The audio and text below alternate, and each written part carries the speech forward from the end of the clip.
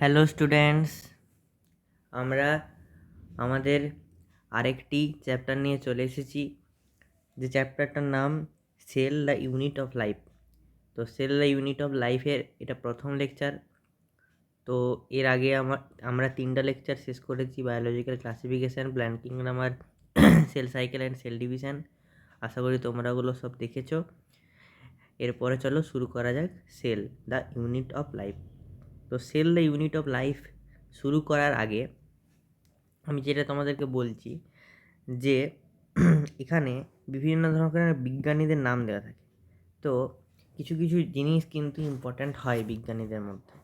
তো দেখবে sell the unit of লাইফের চ্যাপ্টারটার শুরুতে একজন বিজ্ঞানীর নাম দেওয়া আছে, তার নাম হচ্ছে জি এন রামাচন্দ্রন। এটা সম্পর্কে একটা জিনিসই মনে রাখতে হবে, এই প্রশ্নটা কিন্তু আগেও পড়েছে। তার যে আবিষ্কার সেটা কী ছিল না, his Discovery of triple helical structure of collagen. ঠিক আছে, তাহলে তিনি কি আবিষ্কার করেছিলেন না, triple helical structure of collagen আবিষ্কার করেছিলেন। কে না, জি এন রামাচন্দ্রন আবিষ্কার করেছিলেন। বুঝতে পারলে? এইটা তোমাদের এনসিইআরটিতে তোমরা দাগিয়ে দিয়ে রাখো, এবং আমার এনসিইআরটিটা পড়ে বোঝানোর সঙ্গে সঙ্গে তোমরা তোমাদের পাশে এনসিইআরটিটা রাখো, তাহলে তোমাদের বুঝতে কিন্তু সুবিধা হবে। তারপরে দেখো শুরু করছি চ্যাপ্টারটা, আসল মূল বিষয় না cell the unit of life. তো এই চ্যাপ্টারে আমরা কী কী সম্বন্ধে পড়বো? হোয়াট ইজ সেল, কোষ জিনিসটা কী, cell theory, overview of cell, এটা কোষের মোটামুটি একটা সামারি আর কি, প্রোক্যারিওটিক সেল আর ইউক্যারিওটিক সেল, এগুলো সম্বন্ধে কিন্তু আমরা আজকে পড়তে চলেছি। তো এই লেকচারে মোটামুটি 3টা জিনিস সম্পর্কে আলোচনা করা হবে। দেখো কি বলতে চাইছে, বলছে হোয়েন ইউ লুক অ্যারাউন্ড, যখন তুমি চারপাশে তাকাও, you see both living and non living thing, তুমি জীবিত এবং মৃত দু প্রকার জিনিসকে কিন্তু দেখতে পাও। You must have wondered and asked yourself, তুমি অবাক হয়েছো এবং নিজেকে প্রশ্ন করেছো, what is it that makes an organism living, কী জিনিসটা যার জন্য কোনো একটা জীবন মানে কোনো একটা মানে জীবের জীবন আসে। Or what is it that an inanimate thing does not have which a living thing has, অথবা যে মানে মৃত যার মধ্যে জীবন নেই, তাতে কী জিনিসটা নেই যেটা জীবিত বস্তুর মধ্যে রয়েছে। The answer to this presence of the basic unit of life, এর যে উত্তর সেটা কি, যারা মৃত তাদের বেসিক ইউনিট অফ লাইফ মানে জীবন তৈরির জন্য, জীবন সৃষ্টির জন্য যে ন্যূনতম এককের প্রয়োজন, মূল এককের প্রয়োজন, সেটা নেই।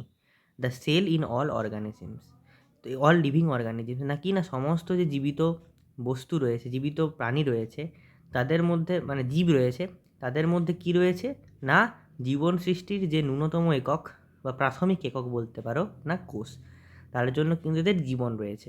বুঝতে পারলে? All organisms are composed of cells, সমস্ত যে জীবেরা সেগুলো কী দিয়ে তৈরি হয়, কোষ দ্বারা তৈরি হয়। Some are composed of a single cell, কেউ কেউ কী হয়, একটা মাত্র কোষ দ্বারা গঠিত হয়, তাদেরকে আমরা কি বলবো, আর কল্ড ইউনিসেলুলার অর্গানিজম, তাদেরকে আমরা কি বলবো না, এককোষী জীব। আমরা পড়েছি বায়োলজিক্যাল ক্লাসিফিকেশনে, তোমাদেরকে বুঝিয়েছিলাম যে ইউনিসেলুলার অর্গানিজম কারা, কোন কোন গোষ্ঠী, আমাকে বলো তোমরা, বলেছো আশা করি না, কিংডম মোনেরা আর কিংডম প্রোটিস্টা, তাই তো। হোয়াইল আদার্স লাইক আস, আমাদের মতো বলতে কোন কোন, মানে এখানে কিংডম অ্যানিমেলিয়ার কথা বলছে না, আমরা পড়ছি। এছাড়াও কিংডম প্ল্যান্টি এবং কিংডম ফাঙ্গি, এগুলো তো কি এগুলো হচ্ছে মাল্টিসেলুলার। তো like us composed of many cell, অনেকগুলো কোষ দিয়ে গঠিত হয়, তাদেরকে আমরা কি বলি, are called multicellular organism. Multicellular জীব বলা হয়, বহুকোষী জীব বলা হয়। এবারে যদি বলি কোষ সম্বন্ধে বলবো, তো কোষ কি, প্রথম যে আমাদের টপিক যে হোয়াট ইজ সেল, কোষ কি, তো প্রথম সূচনাতেই বলে দিচ্ছে কি না, বেসিক ইউনিট অফ লাইফ, মানে জীবন সৃষ্টির জন্য ন্যূনতম যে জিনিসটার প্রয়োজন হয় সেটা কি, একটা কোষ, তাই না। তো এই কোষের কিছু কিছু বৈশিষ্ট্যও থাকবে। দেখো কি কি বলতে চেয়েছে এরা, না বলছে unicellular organisms are capable of independent existence and performing the essential functions of life, যারা ইউনিসেলুলার অর্গানিজম মানে যারা এককোষী জীব মানে একটা মাত্র কোষ দ্বারা গঠিত হয়, তারা কি করতে পারে, ইন্ডিপেন্ডেন্ট এক্সিস্টেন্স মানে স্বাধীনভাবে বেঁচে থাকতে পারে। ব্যাকটেরিয়া প্রতিষ্ঠা বাঁচতে পারে, তো অবশ্যই বাঁচতে পারে। And performing the essential functions of life, এবং জীবনের জন্য যে সমস্ত গুরুত্বপূর্ণ কাজের প্রয়োজন সেগুলো কিন্তু করতে পারে। বুঝতে পারলে? যেমন ধরো শ্বসন, হ্যাঁ, রেচন, এগুলো আর কি, এই সমস্ত যে এসেন্সিয়াল থিংগুলো। Anything less than a complete structure of a cell does not ensure independent living. যদি কোনো একটা কোষের থেকে যদি কোনো একটা কম জিনিসকে বলা হয়, তাহলে সেটা কিন্তু তার কোনো স্বাধীন কিন্তু অস্তিত্ব নেই। কোষের থেকে ছোট বা কোষের থেকে কম কোনো জিনিস কিন্তু অস্তিত্ব কিন্তু আমাদের নেই। হ্যাঁ, তারপরে কি বলছে দেখো, hence cell is the fundamental structural and functional unit of living organism. তার জন্য কি একটা কোষ হচ্ছে প্রাথমিক গঠনগত এবং কার্যগত একক কোনো একটা কি না জীবিত জীবের আর কি। ঠিক আছে, বুঝতে পারলে? কোষের থেকে কোনো কম জিনিস কিন্তু থাকলে সেটা কিন্তু জীবন হতে পারে না। তার জন্যই কিন্তু এরা কি না fundamental structural and functional unit of living organism. বোঝা গেল? এবারে প্রথমকে কোষকে আবিষ্কার করেছিল সেটা দেখো, বলছে Anton von Leeuwenhoek first saw and described a live cell. কোনো একটা জীবিত কোষকে প্রথম দেখেছিলেন এবং তার যে ব্যাখ্যা দিয়েছিলেন সেটা দিয়েছিলেন কে না অ্যান্টন ভন লিভেনহক। বুঝতে পারলে? রবার্ট ব্রাউন লেটার পরবর্তীকালে ডিসকভার দ্য নিউক্লিয়াস। তিনি কি করেছিলেন? নিউক্লিয়াসকে আবিষ্কার করেছিলেন। The invention of the microscope and its improvement leading to the electron microscope reveal all the structural details of the cell. পরবর্তীকালে যখন কি হলো, আণুবীক্ষণিক যন্ত্র আবিষ্কার হলো, মাইক্রোস্কোপ আবিষ্কার হলো এবং সেটার কি হলো উন্নতি হতে থাকলো। উন্নতি হতে হতে কী হলো না ইলেকট্রন মাইক্রোস্কোপের যখন আবিষ্কার হলো, ইলেকট্রন মাইক্রোস্কোপের আবিষ্কার করার ফলে কি হলো না আমরা কোনো একটা কোষের খুঁটিনাটি যে গঠনগুলো সেগুলো কিন্তু জানতে পারলাম। বুঝতে পারলে কি বলতে চেয়েছি? হ্যাঁ, তো আরেকটা জিনিস কি না তোমরা সবাই পড়ে থাকবে, প্রথম কোষকে দেখেছিল, সেটা মৃত হোক জীবিত হোক, মৃত দেখেছিল কিন্তু কোষ প্রথমকে দেখতে পেয়েছিল সেটা কিন্তু রবার্ট হুক, তাই না? আর প্রথম জীবিত কোষকে দেখেছিল সেটা অ্যান্টন ভন লিভেনহক।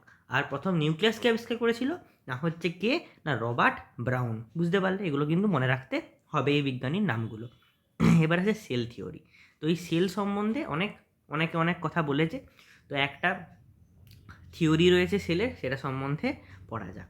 দেখো, ইন 1838 1838 সালে ম্যাথিয়াস স্লেইডেন এই জার্মান বোটানিস্ট, দেখো নিটে কিন্তু এরকম পড়ে যে ইনি কোথাকার বিজ্ঞানী, এটা পড়ে কিন্তু এগুলো মনে রাখতে হবে তোমাদেরকে। তাহলে ম্যাথিউ স্লেইডেন সে ছিলেন কি একজন জার্মান বোটানিস্ট। ঠিক আছে, জার্মানিতে তার বাড়ি এবং তিনি কী করতেন? উদ্ভিদবিদ্যা করতেন। Examined a large number of plants and observe that all plants are composed of different kinds of cells which form the tissue of the plant. তিনি কি দেখেছেন? যেহেতু তিনি বোটানিস্ট, তাহলে উদ্ভিদ নিয়েই কাজ করবেন। তাহলে তিনি কি দেখলেন না অনেক গাছকে দেখলেন এবং দেখার পর তিনি কি সিদ্ধান্ত নিলেন যে সমস্ত যে উদ্ভিদগুলো রয়েছে সেগুলো কিন্তু বিভিন্ন রকমের কোষ দ্বারা গঠিত হয়, যেগুলো কি এবং সেই কোষগুলো থেকে কী হয়, কোষগুলো একসঙ্গে গঠিত হয়ে কী গঠিত হয়? টিস্যু গঠিত হয় বা কলা গঠিত হয়। তাহলে উদ্ভিদে তিনি দেখলেন। At about the same time, এবং সেই সময়ে মোটামুটি কি হলো না থিওডোর সোয়ান 1839 সালে, 1838 সালে স্লেইডেন তিনি কী ছিলেন? German botanist. তারপরে সোয়ান 1839 সালে তিনি কে ছিলেন? একজন ব্রিটিশ জুলজিস্ট, মানে কে প্রাণী বিদ্যা নিয়ে যে আলোচনা করে, প্রাণীদের নিয়ে যে গবেষণা করে, জুলজিস্ট। তাহলে British zoologist studied different types of animal cell, বিভিন্ন রকমের যে প্রাণীকোষ সেগুলোকে নিয়ে তিনি মানে মোটামুটি পর্যবেক্ষণ করলেন। রিপোর্টেড দ্যাট, এবং তিনি রিপোর্ট করলেন, ঠিক করলেন কি that cells had a thin outer layer, একটা কোষ তাতে কি রয়েছে? একটা পাতলা একটা কি রয়েছে? বহির আবরণ রয়েছে। Which is today known as the plasma membrane, যেটাকে আমরা এখন কি বলে জানি না প্লাজমা মেমব্রেন বা কোষ পর্দা হিসেবে জানি। He also concluded based on he studies on plant tissue, এবং তিনি এছাড়াও কী করেছিলেন? বিভিন্ন রকমের যে উদ্ভিদের যে কলা সেগুলোর উপরেও পরীক্ষা নিরীক্ষা করে কি জানতে পারলেন? That the presence of cell wall is a unique character of A plant sell, না কোনো একটা উদ্ভিদ কোষের কোষ প্রাচীরটাই কিন্তু তার একটা কি উল্লেখযোগ্য বৈশিষ্ট্য। বুঝতে পারলে সেল ওয়াল একটা কার থাকবে না, কোষ প্রাচীর একটা উদ্ভিদ কোষের কিন্তু থাকবেই। On the basis of this Schwann propose the hypothesis that the bodies of animals and plants are composed of cells and products of cells. এগুলোর ওপর ভিত্তি করে এই সোয়ান কি বললেন না, সোয়ান হচ্ছে একটা তারা হচ্ছে একটা কি বলবো নীতি প্রকাশ করলেন। সেখানে কি বলছে না, বডিস অর অ্যানিম্যাল, প্রাণীদের যে দেহগুলো এবং উদ্ভিদের মানে উদ্ভিদ এবং প্রাণীদের যে দেহগুলো সেগুলো কি দিয়ে তৈরি না, সেল দিয়ে তৈরি। কম্পোস্ট অফ সেল, কোষ দিয়ে তৈরি এবং বিভিন্ন রকম কোষগুলো দিয়ে তৈরি হয় এবং তাদের বিভিন্ন রকম মানে কোষের বিভিন্ন রকম গঠন দ্বারা তৈরি হয়। এটা কে বললেন? সোয়ান বললেন। Schleiden and Schwann together formulated the cell theory. তাহলে সেল থিওরি কে দিলেন? কোষতত্ত্ব কে দিলেন না, স্লেইডেন এবং সোয়ান দুজনে মিলে তাহলে শেষ পর্যন্ত কী দিলেন? কোষতত্ত্ব দিলেন। This theory however did not explain as to how new cells were formed. কিন্তু এই যে সেল থিওরি বা কোষতত্ত্ব স্লেইডেন সোয়ান দিয়েছিল, তারা এইটা বলতে পারছে না যে কীরকম করে আর একটা নতুন কোষের কিন্তু উৎপত্তি ঘটে। সেটা দেওয়ার জন্য এবার একটা বিজ্ঞানী আসতে হবে। তাহলে সেটাকে না, রুডলফ ভিরচাও। রুডলফ ভিরচাও বলে একজন বিজ্ঞানী 1855 সালে first explained that cells divided, কোষ বিভাজিত হয়, and new cells are formed from pre existing cell. নতুন একটা কোষ সেটা কি হয়, তার আগের একটা কোষ, ধরো এটা একটা কোষ, সেটা একটা অন্য একটা আগের একটা কোষ থেকে কিন্তু উৎপত্তি ঘটেছে। এটা কিন্তু কি বললেন না, রুডলফ ভিরচাও। এবং এইটাকে তার ভাষায় কি বলে না, বলে হচ্ছে ওমনিস সেলুলা ই সেলুলা, মানে একটা কোষ থেকে উপর একটা কোষের উৎপত্তি। এটাকে বলা হয় কি, ওমনিস সেলুলা ই সেলুলা। এটা কিন্তু মনে রাখবে, বলবে যে ওমনিস সেলুলা ই সেলুলা কে বলেছিল না, রুডলফ ভিরচাও। এটা নিটে পড়েওছে আগে। He modified the hypothesis of Schleiden Schwann. তিনি স্লেইডের এবং সোয়ানের যে নীতিটা বা কোষতত্ত্বটা ছিল সেটাকে পরিমার্জিত করলেন to give the cell theory a final shape. শেষ পর্যন্ত কোষতত্ত্ব একদম সঠিকভাবে প্রতিষ্ঠা করলেন। তাহলে সেল থিওরি কি বলে না, all living organisms are composed of cells and products of cell. কোষ এবং কোষের বিভিন্ন রকমের যে গঠন তার দ্বারা কি হয়, কোনো একটা জীবের সৃষ্টি হয়। আর কি না, all cells arise from pre existing cell. পূর্ববর্তী কোষ থেকে পরবর্তী কোষের কি হয়, সৃষ্টি হয়। তাহলে এখানে তিনটা বিজ্ঞানীর নাম মনে রাখতে হবে। একটা হচ্ছে স্লেইডেন, তিনি কি দেখেছিলেন ভালো করে বুঝো, একটা প্রশ্ন কিন্তু প্রায় পড়ে। দেখো একটা বিজ্ঞানী কে আছে না, স্লেইডেন, এগুলো লিখতে হবে, এগুলো তাহলে তোমাদের এই পার্থক্যটা কিন্তু মনে থাকবে, নাহলে কিন্তু মনে থাকবে। দেখো আর হচ্ছে সোয়ান, তাই তো। তো স্লেইডেন আর সোয়ান, তাহলে ইনি কিন্তু প্ল্যান্টে দেখে শুধুমাত্র প্ল্যান্টেই কিন্তু কোষটা দেখেছিলেন। কিন্তু সোয়ান যে বিজ্ঞানী ছিলেন তিনি কিন্তু প্ল্যান্ট প্লাস উদ্ভিদ, এই প্ল্যান্ট প্লাস অ্যানিম্যাল মানে উদ্ভিদ প্লাস প্রাণী দুটোতেই কিন্তু কি দেখেছিলেন, অবজার্ভ করেছিলেন কোষটাকে। ঠিক আছে, তাহলে দুজনেই কিন্তু কোষটাকে কিন্তু দুটোকেই অবজার্ভ করেছিল, কিন্তু শুধু প্ল্যান্টে টিস্যুতে বিভিন্ন রকমের কোষগুলো কিন্তু অবজার্ভ করেছিল। বুঝতে পারলে? আশা করি বুঝতে পেরেছো। এরপরে দেখো ওভারভিউ অফ সেল। তো একটা কোষ সম্বন্ধে বলছে। তো আমরা যখন কোনো একটা কোষকে বলি, ধরো একটা কোষ যদি আমরা বলি, তাহলে আমরা কি বলবো না, আমি একটু তোমাকে আগে ওভারভিউ দেওয়ার চেষ্টা করি। ধরো এমনি একটা বড় কোষ, একটা এরকম বড় কোষ, তাহলে ওরা পড়তে সুবিধা হবে। বড় কোষ, তাহলে বড় একটা কোষ যদি হয়, তাহলে তার বাইরে কোনো একটা কি থাকবে, বাইরে একটা কোনো একটা ঘর হয়, তার ঘরের বাইরে একটা প্রাচীর থাকে, তো সেরকম কোনো একটা প্রাচীর থাকবে। তো উদ্ভিদ কোষের ক্ষেত্রে কি থাকে, উদ্ভিদ কোষের ক্ষেত্রে কী থাকে না, একটা বাইরে কি থাকে, কোষ প্রাচীর থাকে, তাই না? আর প্রাণী কোষের ক্ষেত্রে কী থাকে, কোষ পর্দা থাকে। ক্লিয়ার?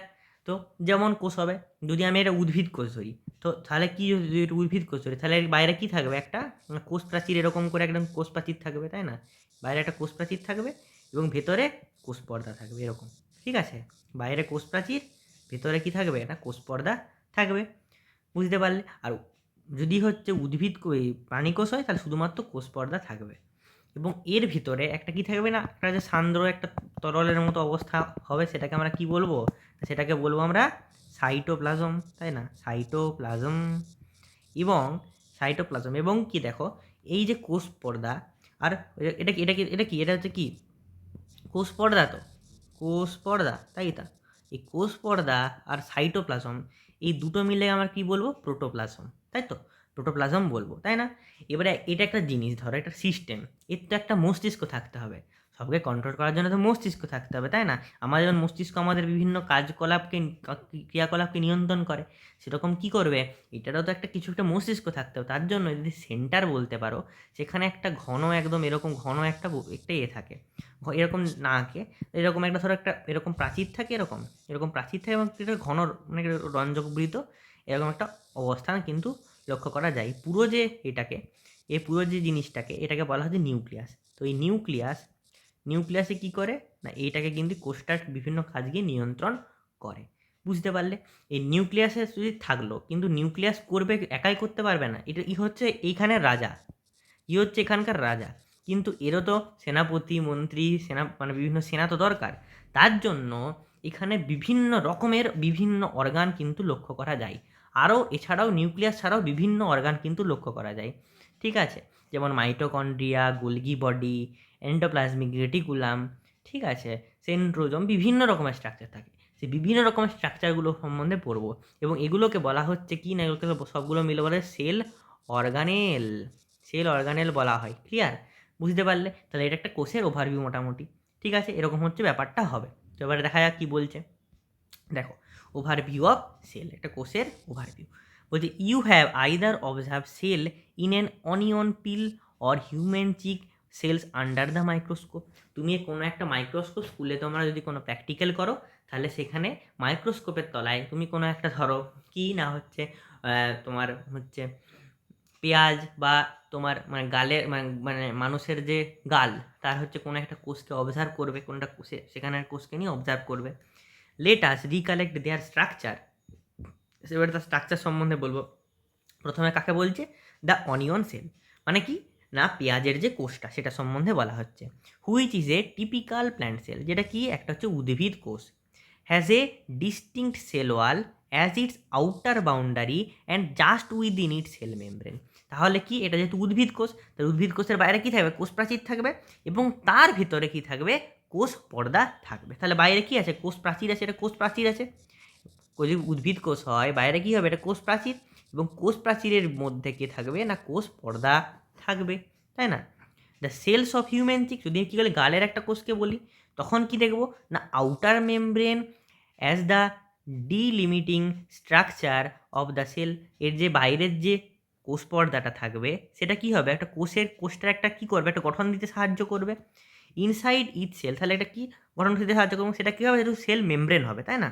এটা সেল মেমব্রেন হবে, এখানে কোষ প্রাচীর থাকবে না। ইনসাইড ইচ সেল, প্রত্যেকটা কোষের মধ্যে কি থাকবে না, dense membrane bound structure call nucleus, একটা ঘন, ঘন একটা স্ট্রাকচার থাকে, যেটা কি একটা পর্দাবৃত হয়, সেটাকে আমরা কি বলি, একদম সেন্টারে না নিউক্লিয়াস থাকে। বুঝতে পারলে? This nucleus contents the chromosome. এই আমরা কি পড়েছিলাম, সেল ডিভিশন পড়েছিলাম, ওখানে কিছু ক্রোমোজোমেরই মূলত বিভাজন হচ্ছে, তার মানে নিউক্লিয়াসের বিভাজন হচ্ছে। তো এই যে তোমার নিউক্লিয়াস, তার মধ্যে এরকম ক্রোমাটিন তন্তুগুলো থাকে, এই ক্রোমাটিন তন্তুগুলো আরও ডেন্স হয়ে কি উৎপন্ন করে, ক্রোমোজোম, এরকম এই ডেন্স হয়ে এরকম ক্রোমোজোম স্ট্রাকচার গঠন করে, তোমরা আগেই পড়েছো নিশ্চয়ই। ক্রোমোজোম স্ট্রাকচার গঠন করে, এটা কী করে না, ক্রোমোজোম গঠন করে। Which in turn contain the genetic material, যেখানে কি থাকে, জিন বস্তু থাকে, ঠিক আছে, যেটা কি করে না, কোনো একটা জীবের তার যে চরিত্র সেটাকে নিয়ন্ত্রণ করে, অর্থাৎ কি জেনেটিক মেটেরিয়ালকে না ডিএনএ। বুঝতে পারলে? Cells that have membrane bound nuclei, কোষ যাদের কি রয়েছে না হচ্ছে পর্দাবৃত নিউক্লিয়াস রয়েছে, আর কল্ড ইউক্যারিওটিক, তাদেরকে কী বলা হয়, ইউক্যারিওটিক কোষ বলা হয়। Whereas cells that lack a membrane bound nucleus, কোষ যাদের ক্ষেত্রে কী নেই না, মেমব্রেন বাউন্ড মানে পর্দাবৃত নিউক্লিয়াস নেই, তাকে বলবো আমরা কি না, প্রোক্যারিওটিক। তাহলে আমরা বলেছিলাম বায়োলজিক্যাল ক্লাসিফিকেশনে কি, যদি প্রোক্যারিওটিকের কথা বলা হয়, সে প্রোক্যারিওটিক মাত্র কারা না, শুধুমাত্র মনেরা গোষ্ঠীরা, ওদের ক্ষেত্রে কি থাকে না, যে আদর্শ নিউক্লিয়াস থাকে না, আর তার বদলে কি থাকে, নিউক্লিওয়েড থাকে, তাই না? আর যারা হচ্ছে ইউক্যারিওটিক হয়, মানে মনেরা ছাড়া আরও বাকিগুলো, যেমন প্রোটিস্টা, ফাঙ্গি, অ্যানিমেলিয়া, প্ল্যান্টি, তারা কি হয়, তাদের মধ্যে কি রয়েছে, এরকম পর্দাবৃত আদর্শ কিন্তু নিউক্লিয়াস রয়েছে, এদেরকে কি বলা হয়, ইউক্যারিওটিক কোষ। Clear? In both prokaryotic and eukaryotic cells a semi fluid matrix called cytoplasm occupies the volume of cells. তাহলে এই যে প্রোক্যারিওটিক এবং ইউক্যারিওটিক কোষ, ঠিক আছে। এদের কি থাকে, একটা অর্ধতরল, ঠিক আছে, অর্ধতরল একটা কি থাকে না এরকম ধাত্র থাকে, তার মধ্যে সেটা কি বলা হয়, সেটাকে বলা হয় সাইটোপ্লাজম, যেটার মাধ্যমে কিন্তু কোনো একটা কোষ তার যে আয়তন, আকার আয়তনটা কিন্তু বোঝা যায়, মানে সৃষ্টি হয় আর কি। এর এখানের মধ্যে কি আছে, পুরো এখানে কি আছে, সাইটোপ্লাজম আছে, তাই না? সাইটোপ্লাজমের মাধ্যমে কি হচ্ছে, একটা কোষ একটা নির্দিষ্ট আয়তন পাচ্ছে, তাই না? বুঝতে পারলে? এবার কি বলছে, the cytoplasm is the main arena of cellular activities in both plant and animal cell. তাহলে এই সাইটোপ্লাজমের মধ্যেই কিন্তু কোষের সমস্ত ক্রিয়াগুলো কিন্তু সম্পন্ন হয়, সেটা উদ্ভিদ কোষী হোক প্রাণী কোষী হোক। Various chemical reaction occur in it to keep the cell in the living state. এখানে কিন্তু বিভিন্ন রকমের ঘটনাগুলো ঘটে যাতে কি থাকে, কোষটা কিন্তু বেঁচে থাকতে পারে। বুঝতে পারলে, এখানে কিন্তু বিভিন্ন রকমের ঘটনাগুলো ঘটতে পারে। ক্লিয়ার? দেখো, লিভিং স্টেট এবারে বলছে, besides the nucleus the eukaryotic cells have other membrane bound distinct structure called organelles.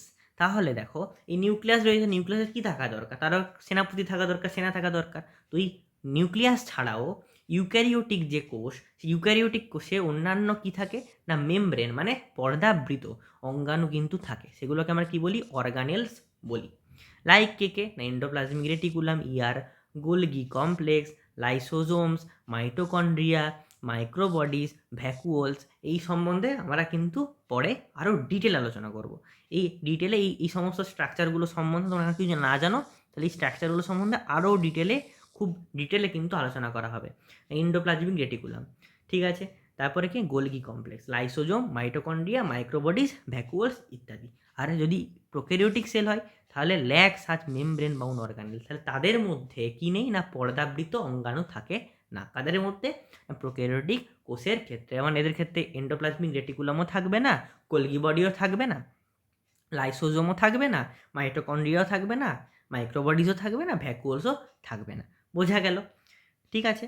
রাইবোজোমস R non membrane bound organelles.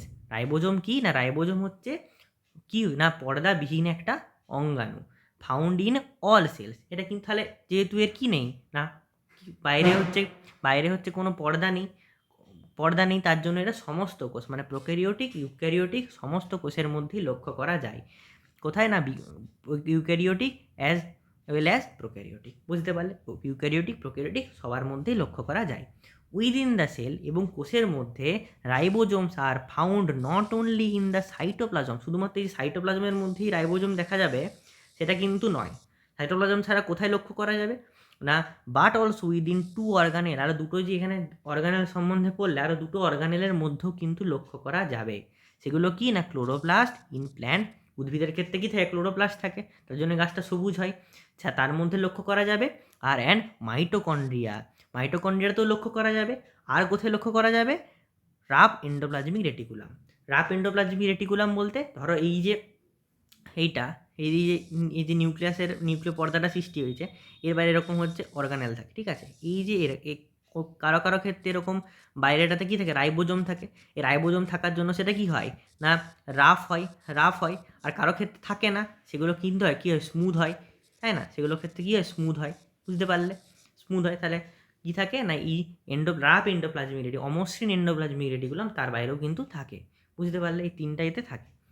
Animal cells contain another non-membrane bound organelle called centrosome. তাহলে animal কোষ বা উদ্ভিদ কোষ, তার ক্ষেত্রে কি হয়, তার ক্ষেত্রে আরেকটা পর্দাবিহীন অঙ্গাণু থাকে, যেটাকে আমরা কি বলবো না, সেন্ট্রোজোম বলবো। Which help in cell division, যেটা কি করে না হচ্ছে কি করে না, কোষ বিভাজনে কিন্তু সাহায্য করে। কে না হচ্ছে এই সেন্ট্রোজোমটা। আমরা দেখেছি যখন হচ্ছে কোষ সেল ডিভিশন পড়েছি, সেন্ট্রোজোমটা কি করছিল, সেন্ট্রোজোমটা দুটা মেরুতে যেয়ে সেখানে কি করছিল না, ওরকম হচ্ছে তার মাইক্রোটিবিউলের মতো সৃষ্টি করে, সেখানে মানে তন্তু সৃষ্টি করে সেখানে কি করতে পারছিল, বিভাজনে সাহায্য করছিল। অ্যানাফেজ দশাই যেই ক্রোমাটিডগুলো বিভক্ত হয়ে দুটো মেরুতে কমানে সাহায্য করছিল, তাই না, অ্যাস্ট্রাল গঠন করতে। বুঝতে পারলে? Cells differ greatly in size. কোষগুলোর কিন্তু যে আকারটা ঠিক আছে, বিভিন্ন কাজগুলো সেগুলো কিন্তু মানে অনেকটা কি করে ডিফার করে, বিভিন্ন কোষের বিভিন্ন রকম হয়। এক্সাম্পল সম্বন্ধে কি বলছে না, মাইক্রোপ্লাজমা কি না স্মলেস্ট সেল, আমরা ব্যাকটেরিয়াতে পড়েছিলাম যে সবচেয়ে ছোটো কোষকে না মাইক্রোপ্লাজমা, তাই না? বুঝতে পারছো, মনে আছে নিশ্চয়ই। দে আর অনলি 0.3 মাইক্রোমিটার ইন লেন্থ। এরা কত হয়? মাত্র 0.3 মাইক্রোমিটার কিন্তু তাদের কিন্তু দৈর্ঘ্যটা হয়। while bacteria could be 3 to 5 micrometre. কিন্তু যেখানে ব্যাকটেরিয়ার ক্ষেত্রে কিন্তু এত 3 থেকে 5 হতে পারে, কিন্তু এর ক্ষেত্রে শুধুমাত্র কিন্তু 0.3, এত কিন্তু কম হয়। বুঝতে পারছো? The largest isolated single cell is the egg of an ostrich. যদি বলা হয় সবচেয়ে বড় কোষ কোনটা, সবচেয়ে বড় কোষ যদি বলা হয় সেটা কি না হচ্ছে এই অস্ট্রিচের যে ডিম সেটা। বুঝতে পারছো? অস্ট্রিচ বলতে উট পাখি, তার ডিম ডিম কিন্তু সবচেয়ে বড় কোষ। ঠিক আছে? Among multicellular organisms human red blood cells are about 7 micrometre in diameter. Multicellular বা বহুকোষী যে জীব, তার ক্ষেত্রে কি না হিউম্যান রেড ব্লাড সেল মানে লোহিত রক্তকণিকা মানুষের যে, সেটা কত হয়? 7 মাইক্রোমিটার হয় তার যে ডায়ামিটার বা ব্যাসটা। বুঝতে পারলে? Nerve cells are some of the longest cell, মানে লম্বা কোষের মধ্যে সবচেয়ে কত লম্বা কোষের মধ্যে কি না নার্ভ সেলটা পড়ে, অনেক লম্বা কিন্তু হয়। ঠিক আছে? স্নায়ু কোষটা অনেক লম্বা হয়। Clear? Cells also vary greatly in their shape, এবং তাদের বিভিন্ন রকমের আকারও হতে পারে, তাই না? দৈর্ঘ্য হতে পারে, বিভিন্ন আকারও হতে পারে। দে মে বি ডিক্সের আকারে হতে পারে, এবং রেড ব্লাড সেল সেটা কি হয়? ডিক্সের মতো এরকম হয়, তাই না? ডিক্সের আকারে হয়। পলিগোনাল হতে পারে, কলামনার হতে পারে কিউবয়েডাল হতে পারে, থ্রেড লাইক হতে পারে, ইভেন ইররেগুলারও হতে পারে। বিভিন্ন রকমের আকার হতে পারে। কলামনার মানে ঘনকাকার, ঠিক আছে? কিউবয়েডাল মানে ঘনকাকার, এরকম আর কি। বিভিন্ন রকমের আকারে কিন্তু এত রকমের আকার হতে পারে। যখন কলামনার এপিথেলিয়াম, তাহলে এরকম আকার কলামনার হতে পারে। ঠিক আছে? এরকম এরকম বায়োকনকেভ হতে পারে। বুঝতে পারছো? ইলংগেটেড হতে পারে, রাউন্ড ওভাল হতে পারে, এটা বিভিন্ন রকমের আকারের হতে পারে। The shape of the cell may vary with the function they form. যেমন সে তার কাজ করে সেরকম তাদের যে আকার হবে, তাই না? তার উপর নির্ভর করছে। তো এখানে কী কী ছবি দেওয়া আছে? বিভিন্ন কোষের ছবি দেওয়া আছে, দেখো ডিফারেন্ট শেপসে, যে biconcave red blood cell, amoeboid কি হোয়াইট ব্লাড সেল, ঠিক আছে? Long and narrow columnar epithelium cell, অনেক লম্বা ব্রাঞ্চ এবং লং নার্ভ সেল। বুঝতে পারলে? ট্র্যাকিড যেটা দেওয়া আছে সেটা কি ইলংগেটেড, লম্বা হয়। Round and oval mesophyll cell. তো বিভিন্ন রকম কিন্তু হতে পারে। তাহলে এতটা পর্যন্ত আজকের সেশন। ঠিক আছে? আজকের জন্য তাহলে তোমাদেরকে যেটা বলি আমি না, ধন্যবাদ আমার পুরো লেকচারটা দেখার জন্য। আশা করি সমস্তটা বুঝতে পারছো।